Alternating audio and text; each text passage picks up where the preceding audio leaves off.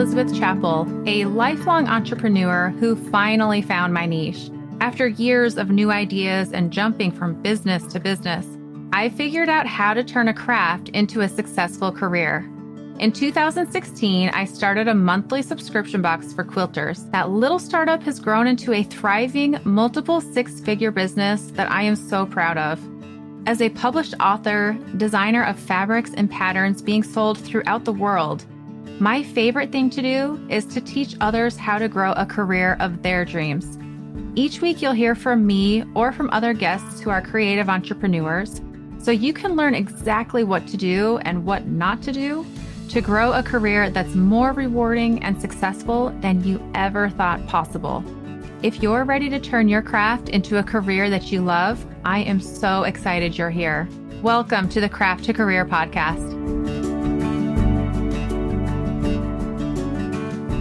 Hello, and welcome to the Craft to Career podcast.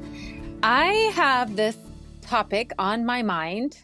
It is connections and collaborations. And the reason this is on my mind, for one, Quilt Market just ended. And it is so cool to meet people there, to make connections, and to see the power of connections and collaborations. I also just had dinner at my house for alumni. I love doing that. It's the second year I've done it, and I definitely plan to do it in the future. In fact, side note, I plan to do that again next year, and I really look forward to it. And I got a DM from someone who came to the dinner just saying, thank you so much. I was able to make connections with this person and the inspiration in the room. So that made me think of this as well. And then Dara Thomason, my life coach, she was in town for market, and she came over and we were able to do an in-person coaching call, which was very cool. I really do forget the power of being in person. It's a very different experience than Zoom. I'm really grateful for Zoom and technology, but let us not forget the power of being in person. But Dara said something in passing about how I'm really great at making connections with people. And this stood out to me because I listened to a podcast years ago, and if I can find it, it was on the Eventual Millionaire podcast. And it was a guest who talks about connecting people and being a connector. And I listened to it and I loved it so much. I bought the woman's book. In fact, I think it was free on Audible. But listening to that book, actually, I was like, man, I don't know that I've got that skill set. That's cool. I'm glad some people are really good at that, but not me. And so just like boom, boom, boom, to have all of these, oh, hey, you did this. I was like, well, I'll be. Let me talk about this on the podcast because it doesn't have to be as complicated as you think. You may already be doing a great job of connecting and collaborating.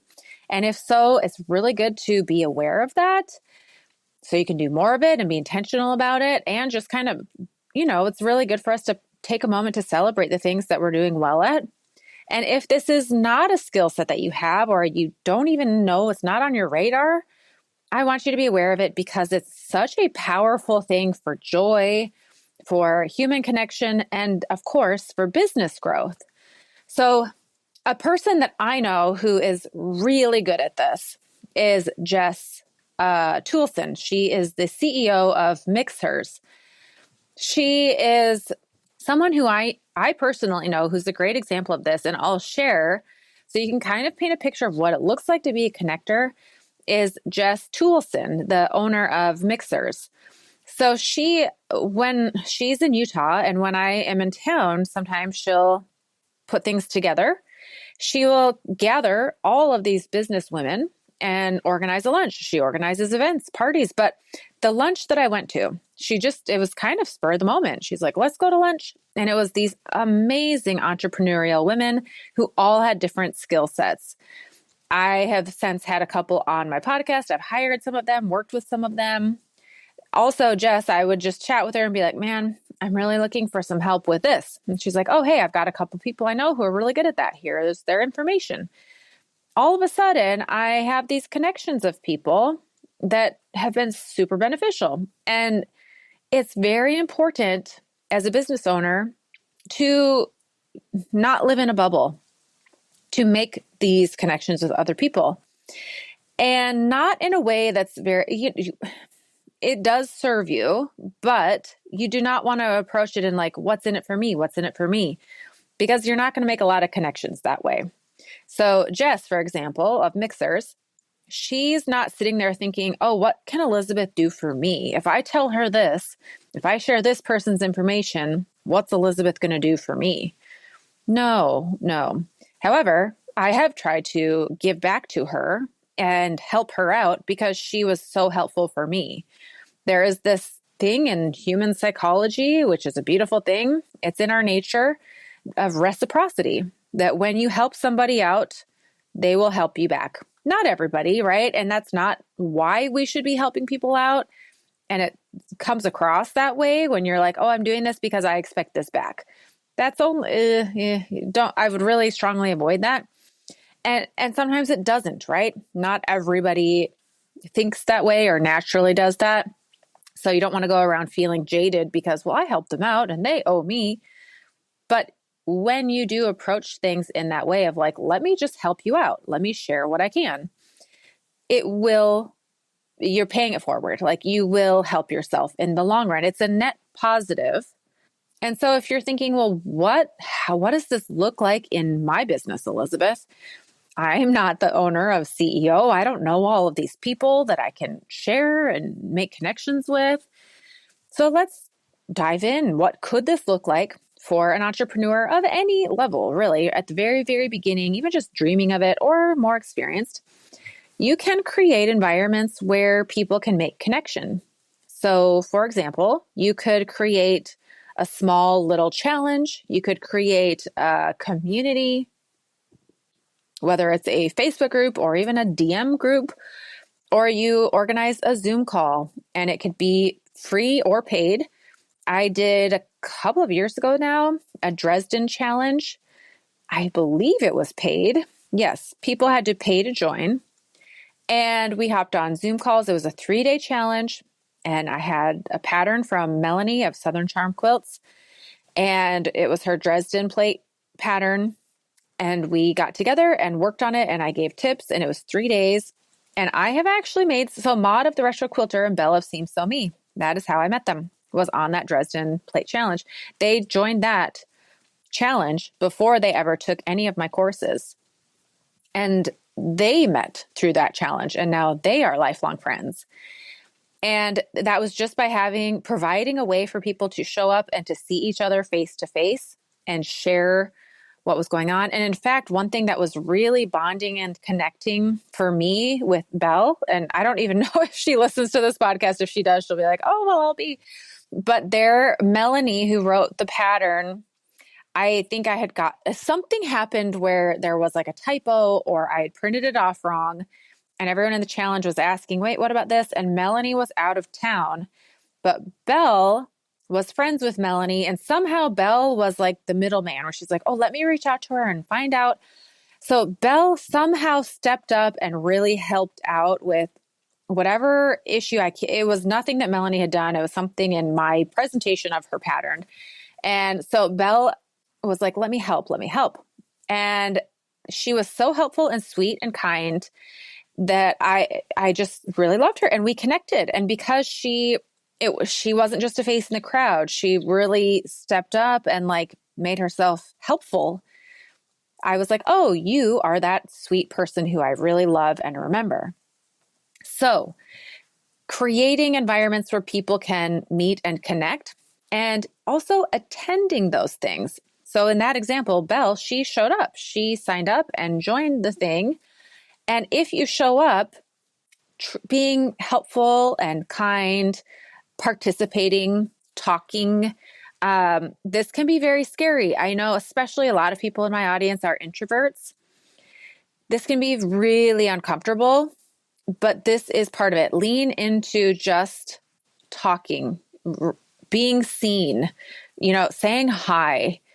And I I have a few people, again, in my audience who are such introverts, and they have reached out and said, I just wanted to thank you for this.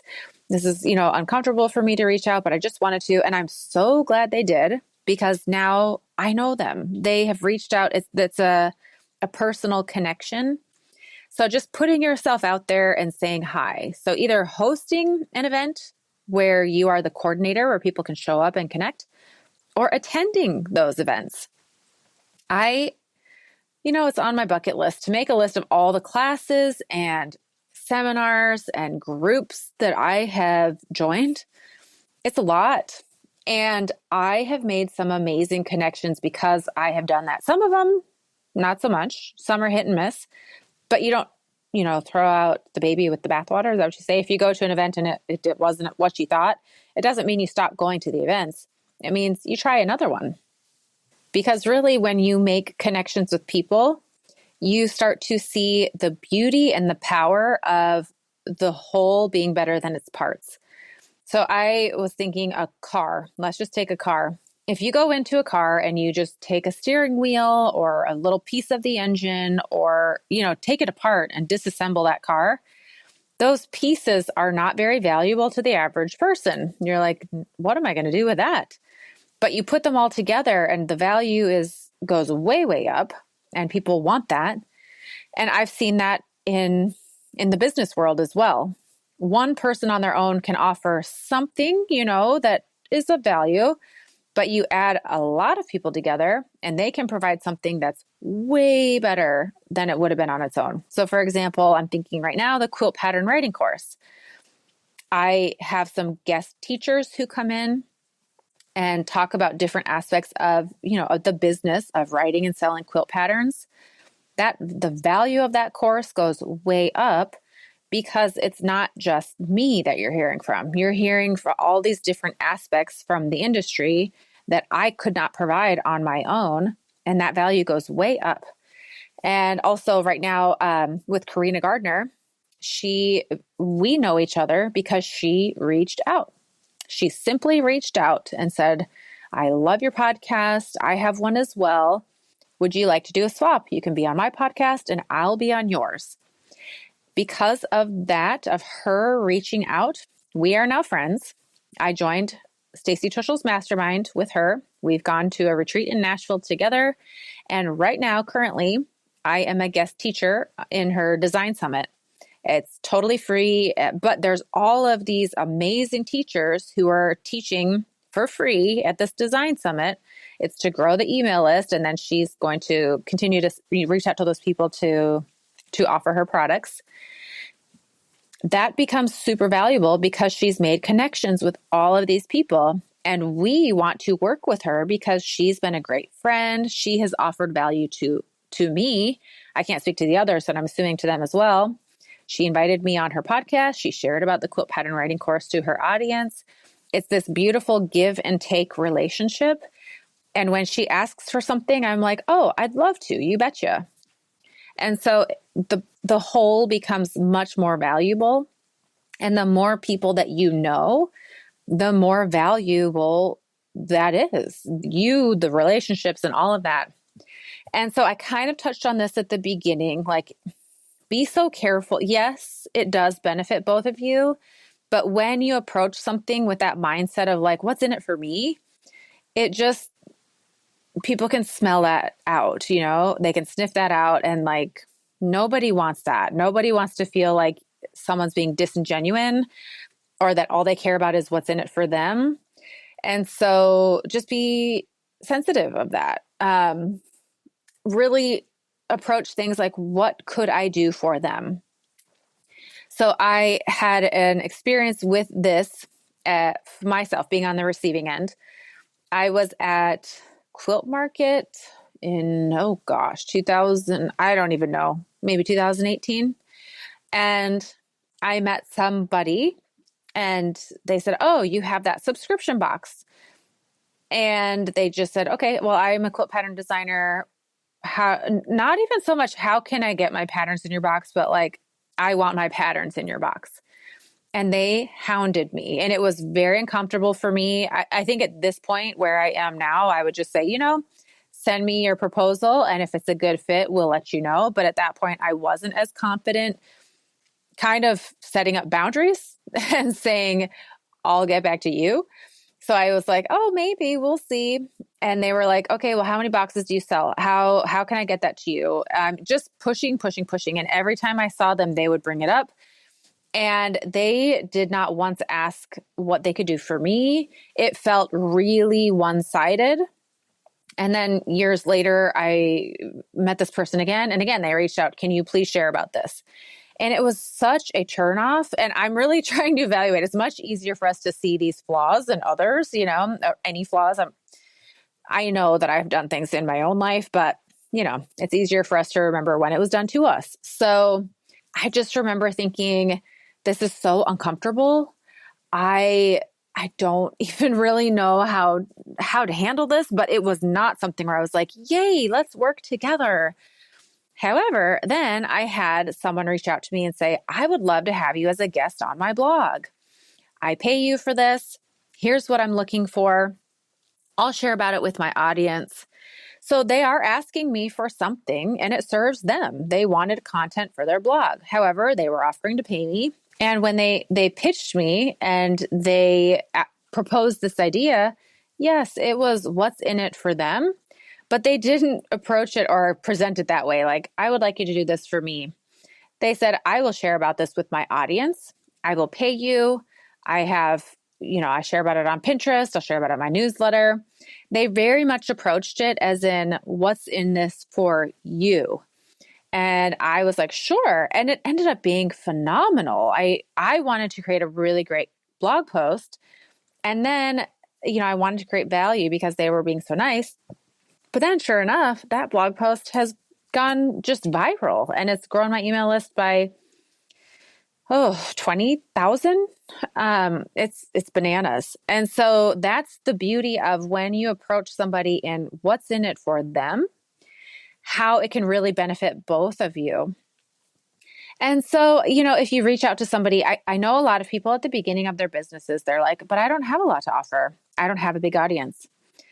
Let's think outside the box. As a business owner, your value is not simply in the size of your audience. The value you can bring is in you do the work for somebody, you pay for something, you share a free product. I cannot tell you the value of somebody doing work. If someone reaches out to me and just presents me with, here is a post for your social media account. It's a beautiful reel. I use your fabric and I'm making a quilt pattern with it. Would you like to use that? Yes, of course. I would love to. That's me promoting someone else's pattern or whatever because it benefits me. It is showing my fabric and it's giving me content for my social media that I don't even have to think about. And it's beautiful. Those are things that are hard they take time, it's time and energy and effort. And if someone can provide that to me for free, that's amazing. That's huge value. And so then the key is to actually know who you're reaching out to, know their audience. If you're going to what if you reach out to me and say, hey, I have a beautiful reel for you, but it doesn't include my fabric. In fact, it includes some other manufacturer, let's say Moda, and I designed for Art Gallery. It includes a designer from Moda and it doesn't have one of my quilt patterns in it. I'd be like a little turned off by that because while it hits one of those boxes, it is free social media content that saves me time and energy. It's marketing the wrong thing. And so when you reach out to someone to offer them something, make sure you actually know their audience, that you know their business, that you are offering something to them that they are going to genuinely be excited about and it will benefit them and their audience. And then also when you reach out to someone, I would suggest reaching out first to just be friends. So letting them know who you are, comment on their stories, leave comments on their posts and on their reels. If they have a newsletter, reply to their weekly emails or however often they send it out, reply to their emails and make it personalized. Like, oh, this is so cool. Don't ask for things. You don't want to create more work for them. Like, can you share the link for this? that then creates more work for them to go and find the link or to make it awkward, like, oh, sorry, I don't have that. So don't, create more work for them. So simply just being aware of them and having them be aware of you. Because there are people who've left so many comments in a good way or DM'd, and now all of a sudden we are friends. And some of those friends that I've made, because they listen to the podcast and they'll send me a DM or shoot me an email and just say, hey, thanks, this meant so much to me. It really impacted me. And then they'll DM again. And now I really have some sincere friends because of them just reaching out. And there are some who we plan to do collaborations and do things together with, all starting from a friendship, not starting from them reaching out saying, hey, can you do this for me? Can you share this for me? So the biggest thing with collaborations is being sincere. What is in it for the other person? And genuinely just not thinking what's in it for me. And I'm aware, and I'm thinking of, as I say this, some people might think, oh, I need to bend over backwards and give everything for free and do all of these things and never get paid for it. And just, I don't want that either. Like, notice the example that I gave and the example of the reel. This person reached out and said, in that imaginary example, hey, I used your fabric and I created a reel with it. That benefits me. It's not just them saying, hey, can you share this? So it has like value. They've done something that brings value to my audience and to my customers. And then let's not forget about the connections. Connections are huge. This has been really fun for me to see. So my twin sister, in fact, is starting a business. And it's so funny. She just quietly is going about doing her business. And I'm a business coach. And so every once in a while, I'm like, wait a minute, what? Why didn't you ask me about this? Let me help you with this. But she joined a mastermind. And she mentioned like week 2 of meeting. Oh, I'm meeting with my mastermind. I was like, wait, what? Hold on. You tell me about this mastermind. How did you find it? Who's in it? What are you doing? So she joined a mastermind, and she's just had some cool things happen along the way that even got her to the mastermind. But since joining that mastermind, she has made some amazing connections. She was able to go and be featured on TV. She's brand new business starter, but it's because of a connection in her mastermind. And this weekend, she's going to a pinners conference. And she was like, man, I don't know if I can do that. And someone from the mastermind was like, oh, I do pinners. Like, that's my job. I set up people's booths. Let me help you. So connection. I'm trying to even remember, there were other things that happened simply because she joined this mastermind and she had these connections, and she's a brand new business owner. And these people were so sweet to say, let me just help you. But then she told me about those people, and I'm like, ooh, let me reach out. I could hire them for this. So because these people have just she put herself out there, she joined a mastermind, she showed up, she joined the calls. And when she was in those calls, she shared, because it was the appropriate setting. You don't just want to go out to anyone and be like, oh, what was me? I'm having a hard time with this. In the mastermind setting, she was able to share, I have this pinners conference. I'm a little stressed about it. She was in the room with the people who could help her. So you've got to put yourself out there where you can be with people who might have connections, and then talk, let people know what you're working on, what you're thinking about, and just share and let people be aware. And then also pay it forward. You should be sharing with other people too. When you hear of something that's amazing, when someone has done an amazing job, when they've really helped you, let other people know. Tell other people about it. Another example of this, I just, again, was at Quilt Market, and there is a person who's there who has an amazing skill set in a certain area. And yes, I know I'm keeping this very cryptic, but it's all in the process of being created and just an idea right now. But I've joined a course of theirs just recently, signed up, super excited to dive in and start taking it. And I have an idea of a product that would be revolutionary for me as a fabric designer, for every quilt pattern designer, quite frankly. And I kind of ran this idea by this person whose course I'm taking. They were like, oh yeah, no, I could definitely, like, that's not hard to do. I was like, hold on, what? That's not hard to do. Like, could you teach quilt pattern designers how to do that? She's like, yeah, I just don't have an audience of quilt pattern designers. I was like, aha, that I do have. And so we talked about this. And as we're talking, I'm like, oh, hey, I actually know someone who's really good at course curriculum and will help you make a killer course, Shannon Boyer. So now, because of this conversation, 3 people can benefit from this. The person who could potentially create this product or course please, I hope they do. My audience, my students have this amazing thing that will totally revolutionize quilt pattern marketing. And then Shannon, who's a course creator. We all benefit, a rising tide lifts all boats. And there's no negative from this. Like, it just brings great ideas and products and growth into the world because we simply talked. And rewind that, I know of her because I joined a mastermind years ago and we were in the same circle. And then I joined her course and she's helped me with my course, and just this reciprocity. It's a beautiful thing, but it does take intentionality. It takes being intentional, looking like, what could I offer these people? What can they offer me, but in a way that also helps them? So just really thinking about other people.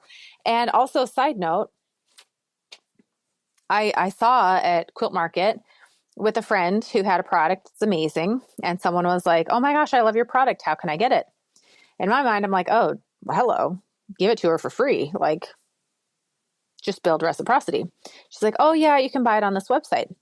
And I messaged her later. I'm like, go and give that to her for free. Because you want to be that person who is making connections. If somebody loves, now I'm not saying any customer out there who's like, oh, I love your product, where do I get it? They're a paying customer, right? But when there's someone in the industry where you guys both have a business and you can help each other out, and they reach out or tell you they love your product, please give them that product for free. And I'm not saying that they are going to do the same for you, right? We're not doing this in like, all right, I'll give it to you if you give this to me. You're doing it to build goodwill, to build connections, friendship, to just be that kind of a person who is genuinely like, here, let me help you out. Let me help a sister or a brother out. So with this in mind, what are some takeaway, tangible things that you can do? Very first, today, go ahead and just send an email to someone simply thanking them for a product or service that you have purchased from them that you loved. Just simply send an email and let them know that you liked their product or service and what you liked about it and what you got out of it. If we can do more of that, so just do one today. But hopefully this will start a forward momentum of you looking at and thinking in terms of gratitude. First of all, just thinking in terms of gratitude is a game changer. But building relationships with people where you are genuinely like so thankful for what they've done, it builds a really great connection with people. But you will naturally then, which is my number 2, start sharing about it with others. So the first thing, send that email. One person. If you want to do more, great, but just do one person. Thank them for the product or service and tell them why you loved it. The second thing, think of somebody in the industry that you can talk about in your Instagram stories and share what you love about them or about what they do. And just go on your Instagram stories and share about it. Give them a shout out and tag them. That's it. So it's just really going and looking at other people first and what can I do to help and build them? Knowing that it is a net positive. Again, being very careful to not do it. It gets slimy if the reason behind it is because I want to better myself. Again, people can sniff that out. But if you can genuinely be thankful for what other people do and offer and share about that and let them know, it just creates such a beautiful, abundant workplace, life, environment. And then the third thing, this is a bit more intangible, but just as important, it is to trust your value. So many people who I coach and work with, mindset is a big hindrance. In fact, I just recently was talking to an alumni and came up with an idea for a money generating idea. And they thought about it and came back and said, I just don't see the value in that. So I'm going to sit on that. I don't plan to move forward. And I just said, okay, but this person does not value themselves. The product, I won't go into too many details because this was an idea that we had talked about, the two of us, but it was basically the idea of people paying to have access to this person.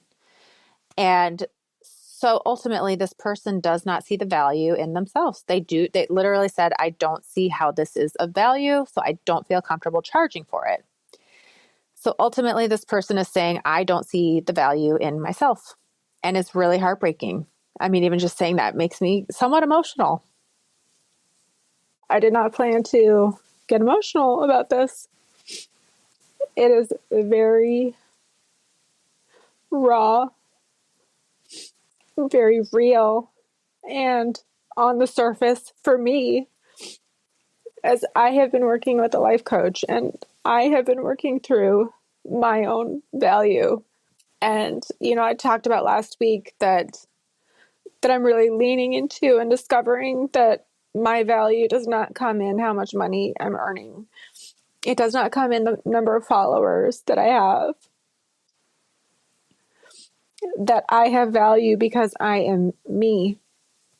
And I can approach my business knowing that I love my audience. What I am doing is bringing love into the world. And the more that I can reach people, the more love I can spread. And so when I see somebody who says, I don't see the value in that, and it's ultimately they don't see their value, I know because I've been there. But if you can just, and it takes work, right? There is work. I can't just tell you, trust your value. I know because I've had to do some of this work. But if you can sit with and really try to believe that you have value, you yourself, showing up imperfectly, you have value, that what you offer, your friendships, your presence, it is of value. And I understand, right? This caveat of, but I know I have value, but does my product have value? Because that's something I've gone down this path as well. And it comes back to, how am I best opening the door to allow people to understand, learn, and grow? So recently I just got feedback for a product or service that I offered, and I'm keeping it again very cryptic because the feedback wasn't phenomenal. And so I've had to reevaluate it at first, and I'm so glad Dara was here because as I'm getting feedback, she was here. I'm like, oh, I'm feeling really uncomfortable about this feedback. And so we did some mind work around it. And so I'm not trying to sit here and be like, no, that product was amazing. That service was perfect. No, let's be realistic. How was the delivery? Some of it wasn't great. Okay, so do I keep offering this thing? If I do, it's going to have to look different. But knowing that what I am providing is of value, that my heart is good, and I have to figure out the vehicle, how can I make that a better vehicle so people can access what I'm teaching them? The product that I'm bringing forth, the information that I'm sharing is great. I just need to make sure that they're getting it in a way where they can receive it. So whether you have a quilt pattern, you have this amazing idea, and you need to make sure that the way you're writing it and presenting it and selling it is great. So, you might have someone say, oh, there's so many errors. That chart was terrible. Well, for one, not all value, not all feedback is of value, but let's say that they were right, that there were a ton of typos and errors. You don't throw in the towel. I mean, I guess you could, but no, you can say, oh, right. Okay. Yes. How can I get this amazing pattern out into the world in a better way? How can I improve that? Because where I'm coming from is of love and passion and creativity. And that vehicle just wasn't as good as I had hoped. So let's get it better. Let's just fix that and move forward. And know that how people show up with their reactions to your product, it says more about them than you. It doesn't mean that your product wasn't faulty or doesn't need improvement, but people can show up however they want. They can show up kindly. They can show up with compassion. They can show up frustrated and angry and pissed off at the world. And that is a reflection of what's going on inside of them. So that was a deep tangent that I did not plan to necessarily go down, with a lot of emotions. But the message is true. You are of value. What you want to bring to the world is hopefully of value. Think about what you're offering and what you want to offer. How will that impact other people? Is it coming from your heart of like, I love this thing and I'm passionate and I want others so badly to experience this thing and know this thing? Then you're onto something good. Then go all in. Then know that that is an amazing, passionate, love-filled thing. And by it being out in the world, it can make a difference. And then your job is to figure out the vehicle that you're getting it out there. And by making connections and making collaborations with others, you can reach more people more quickly and have fun along the way. So today, send that email out. Reach out to one person in the industry whose product you loved, whose service you loved that made a difference, and thank them for that. And then 2, go on your stories, your Instagram stories, and just give somebody a shout out. Let somebody know what you really appreciate about them. So thank you so much for being here on the Craft to Career podcast, and with reciprocity in mind and paying it forward. If you have not left a review of the podcast, it would mean so much to me. It means so much to the other listeners of the podcast. It can help bring in some amazing guests. So if you haven't, please take just a moment and go and leave a review of the Craft to Career podcast. Thank you so much for being here. I'll be back next Friday with a brand new episode. Until then, have a wonderful week.